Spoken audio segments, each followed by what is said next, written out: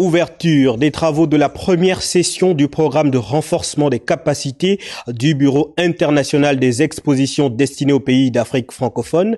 Le Premier ministre s'est apaisanti sur l'importance de cet atelier au Gabon. Il a également évoqué l'historique des expositions et le rayonnement du Gabon à l'international. Balbin Samova.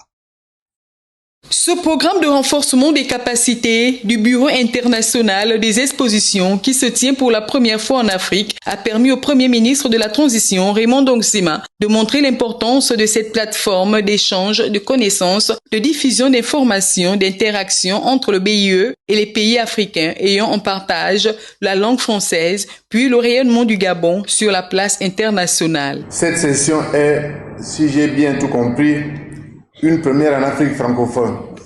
À ce titre, elle est pour nous très importante. Elle l'est parce que votre organisation internationale et les événements qui sont organisés sous ces auspices ont un impact et une résonance considérable sur la scène mondiale. Elle est importante pour nous aussi parce qu'il s'agit d'une intéressante opportunité pour le rayonnement de notre pays qui accueille et fédère l'ensemble des acteurs afin d'améliorer leur capacité à se préparer pour mener à bien le challenge qu'est l'organisation d'une exposition. Le Gabon a une longue tradition de participation en matière d'exposition universelle ou spécialisée depuis 1967 à Montréal. La nature, partie éducationnelle, partie intérêt économique, nous a conduit à formaliser et renforcer notre présence dans ces rencontres en devenant membre effectif du BIE en septembre 2007. La preuve que nous ne sommes pas entrés par effraction. Nous avons remporté à l'exposition spécialisée de 2012 à Yessou, en Corée du Sud, le prix d'or et le prix d'argent à l'exposition 2020 de Dubaï. Le chef du gouvernement de la transition, Raymond Ndongsima, a formulé le souhait que ces assises puissent permettre aux experts d'acquérir les rudiments nécessaires pour accroître leur capacité à participer ou à accueillir des expositions et d'en maximiser le rendement dans tous les domaines, à savoir relationnel, socio-économique, diplomatique, culturel et technique. Et justement, au cours de cette journée, plusieurs thématiques ont meublé les échanges. On en parle avec Arnaud Manza et Ludovic Bitegué.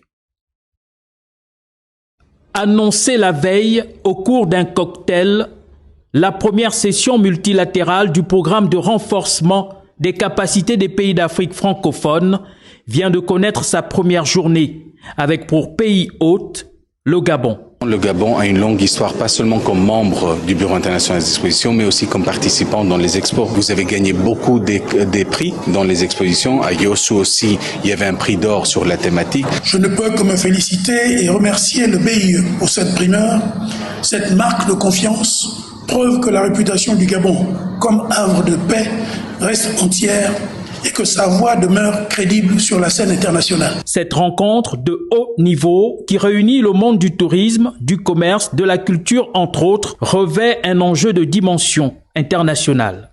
C'est le moment d'apprendre comment exposer, pourquoi exposer et surtout l'opportunité d'exposer. Cet événement a aussi pour avantage de donner de la visibilité à notre pays, de montrer que le Gabon continue, après le coup de libération, à tenir ses engagements internationaux. L'objectif de ce programme est de soutenir l'engagement des États membres, 182 au total, au sein des expositions universelles. Cette formation de 72 heures vise à faciliter la préparation aux prochaines expositions internationales, notamment à Osaka, Kansai, le 13 avril 2025.